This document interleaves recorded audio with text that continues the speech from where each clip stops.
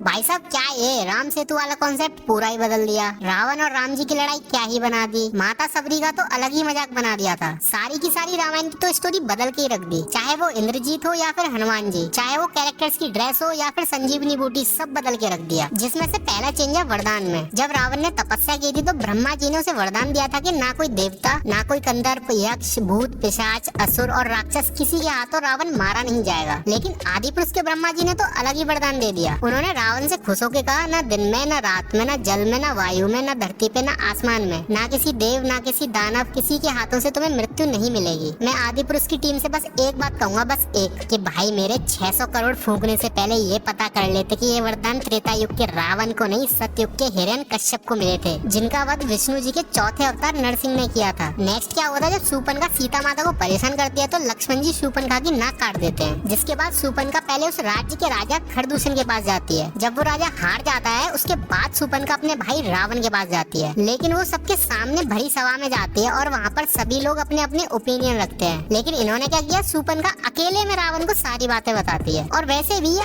आदि पुरुष वाले अगर भरी सभा दिखाते तो उस सभा में बोलने वाले कौन होते? वो रॉन्ग टर्न मूवी के राक्षस जिन्हें बोलना तक नहीं आ रहा था। अगला चेंज सुनने से पहले ये देखो, ये है मारीच, जो पहले राक्षस हुआ करता था परंतु वो सारे बुरे काम छोड़कर वो सन्यासी बन गया था। इसी वजह से मारीच का जो रूप है वो काफी अच्छा दिखाया गया था। और मैं तुम्हें बता दूं, ये वही मारीच है जिसने सोने के हिरण का रूप लिया था रामायण के अंदर। ये मारीच देख लिया, अब इस मारीच को देखो, सारा मूड ही खराब कर दिया। उसके बाद क्या हुआ था, रावण आया था साधु के बेस में जो सीता माता को बाहर बुलाने की कोशिश करता है। हाँ, ये चीज तो सेम आदि पुरुष में भी थी खैर, पर सीता माता इतना इजीली लक्ष्मण रेखा के बाहर नहीं आती। रावण जब श्राप देने लग जाता है कि तुम्हारा पति जिस स्वर्ण मृग के पीछे पीछे भागा डोल रहा है वही स्वर्ण मृग तुम्हारे पति को मारने वाला है। इस श्राप के पूरे होने से पहले सीता माता डरकर रावण को रोक देती है और बाहर आ जाती है। लेकिन आदि पुरुष वाले सीन में दो बात विवाद होती है, उसी में जानकी बाहर आ जाती है। नेक्स्ट चेंज ये है कि जब राम भगवान स्वर्ण मृग को मार देते हैं तो उन्हें पता लगता है कि ये तो एक माया थी, तो वो वापस जाते हैं अपनी कुटिया में। लेकिन वहाँ पर उन्हें सीता माता नहीं मिलती और न ही उन्हें कुछ समझ आता कि हुआ क्या है। लेकिन आदि पुरुष में एक साइड तो रावण सीता माता को उस चमगादड़, आई रिपीट चमगादड़ में लेके जा रहा होता है और दूसरी साइड राम और लक्ष्मण उनका पीछा कर रहे होते हैं। नेक्स्ट चेंज भी इसी के जस्ट बाद में ही है। जब लंकेश जानकी माता को लेके जा रहे होते हैं अपने पुष्पक विमान में तो उनका पीछा जटायु करता है, लेकिन रावण उनका पर काट देता है, जिसके बाद वो जमीन पर पड़े पड़े राम राम पुकार रहे होते हैं। वहीं राम भगवान और लक्ष्मण जी सीता माता को ढूंढते हुए जटायु के पास पहुंच जाते हैं। तो जटायु ने बताते हैं कि सीता माता को कौन लेके गया और किधर लेके गया है। और वहीं जैसा मैंने बताया, राम जी और लक्ष्मण जी पहले ही रावण का पीछा कर रहे होते हैं, तो जटायु ने पहले ही मरा हुआ मिला था। मतलब उन्हें अपने आप ही पता था कौन है कहाँ गया है। नेक्स्ट चेंज पर तो मुझे गुस्सा ही आ गया। हुआ क्या था, जब राम जी और लक्ष्मण जी सीता माता को ढूंढ रहे होते हैं हर जगह, तो एक जगह माता सबरी फूलों का मार्ग सजा रही होती है अपने प्रभु श्री राम के लिए कि वो आएंगे। ये कार्य वो हर दिन किया करती थी और किसी साधु तक को वो उस फूलों पे से नहीं जाने दिया करती थी। जिसके बाद फाइनली श्री राम और लक्ष्मण सबरी से मिलते हैं तो इतना प्यारा मीटअप होता है कि वो सीन तुम्हारे रोंगटे खड़े कर दे, इमोशनल कर दे। पर इन बड़ी कोठी बंगले वालों ने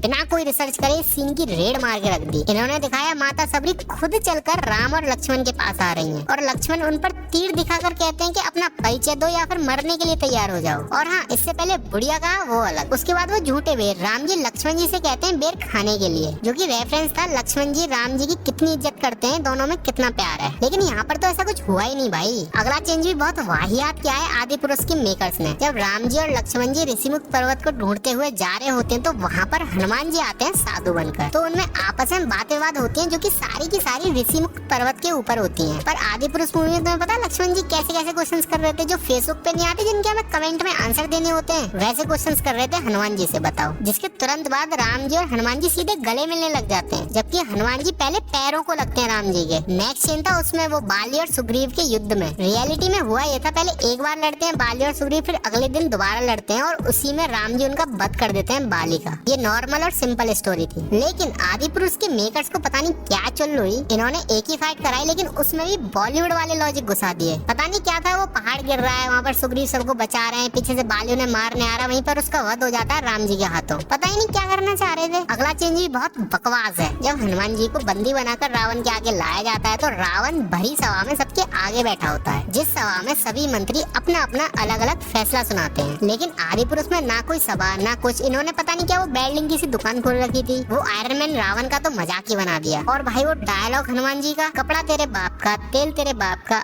आग भी तेरे बाप की तो जलेगी भी तेरे बाप की। I mean, क्या फूक के स्क्रिप्ट लिखी थी भाई तुमने। अगले चेंज में तो मैं ये कहना चाहूंगा कि उसमें तो कोई चेंजेस भी नहीं होने चाहिए थे भाई। राम सेतु एक ऐसा सेंसिटिव टॉपिक है जिसे जैसा है वैसा ही दिखाओ। जैसे जब राम भगवान ब्रह्मास्त्र चलाने वाले होते हैं समुद्र पर, तो प्रकट होकर माफी मांगता है कि वो अपनी पूजा में विलीन था। फिर उससे राम भगवान पूछते हैं कि इस समंदर को पार कैसे करें, तो वो बताता है कि नल और नील नाम के दो भाई हैं जिन्हें श्राप मिला हुआ था कि वो जो भी चीज समंदर में डालेंगे वो डूबेगी नहीं। इसके अलावा श्री राम कहते हैं कि उनका ब्रह्मास्त्र जब एक बार धनुष पर चढ़ जाए तो उसे वापस नहीं रख सकते, तो समुद्र देव उन्हें तीर उत्तर दिशा में चलाने के लिए कह देते हैं। फिर राम जी की सेना पत्थर लाती है। हनुमान जी राम जी के मोह में हर पत्थर पर श्री राम लिख देते हैं और वो पत्थर नल और नील के द्वारा समंदर में फेंके जाते हैं, जिससे राम सेतु बनता है। सिंपल था। लेकिन आदि पुरुष में क्या हुआ, राम जी ने ब्रह्मास्त्र चढ़ाया, समुद्र देव आए, उन्होंने कहा आप अपनी सेना से कहिए आपका नाम लेकर मुझ में पत्थर फेंके, मैं डूबने नहीं दूंगा, बस खत्म। और वो ब्रह्मास्त्र जो चढ़ाया था वो भी वापस रख लिया। भाई यार 600 करोड़ का गांजा फूका था क्या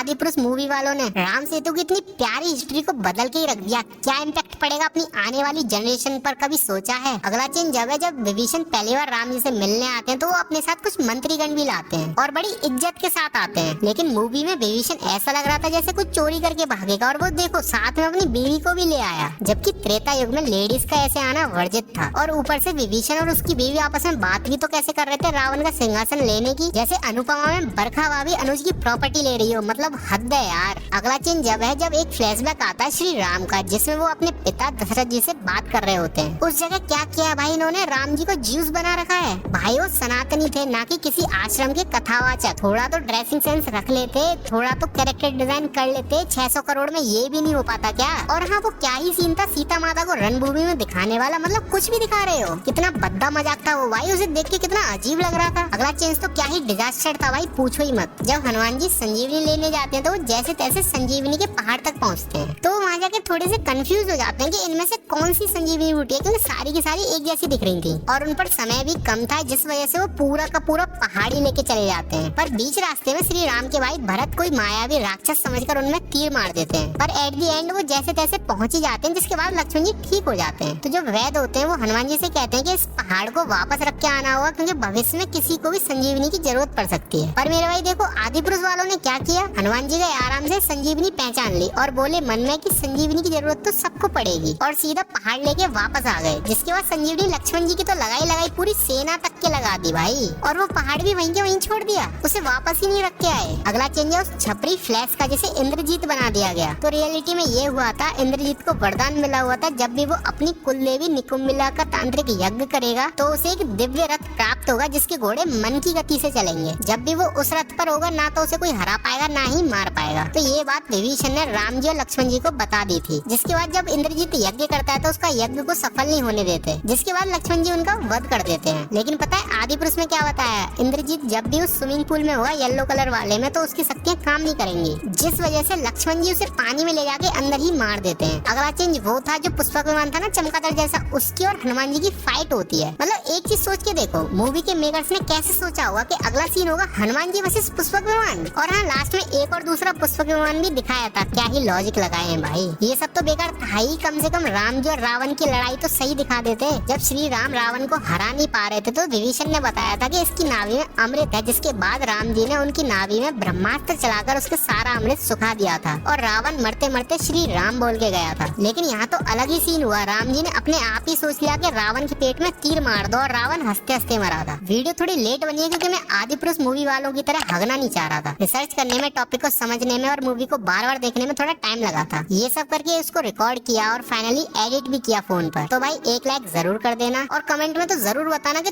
तुम्हें क्या पसंद आया या फिर क्या नहीं पसंद आया आदि पुरुष मूवी के अंदर। ऐसी और भी थ्योरीज और डिटेल्स वाली वीडियोस देखने के लिए चैनल को सब्सक्राइब कर लेना। तब तक के लिए मिलते हैं अगली किसी वीडियो में। Tata bye bye.